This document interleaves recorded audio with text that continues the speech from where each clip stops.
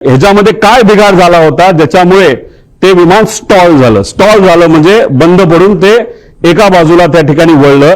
तर का ते स्टॉल झालं, असं का झालं? मेकॅनिकल फेल्युअर झाला असेल का?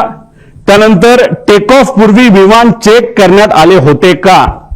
आपण कधी गाडी घराच्या बाहेर काढत असताना पेट्रोल आहे का, ऑइल आहे का, ह्या बेसिक गोष्टी बघतो. तसं विमान उडवायच्या आधी त्याच्यामध्ये टेक ऑफ पूर्वी विमानाचं इन्स्पेक्शन एक मेकॅनिकल अधिकारी करत असतो. त्याचं कामच तेवढं असतं की विमान नीट आहे का, सगळ्या केबल लागल्यात का.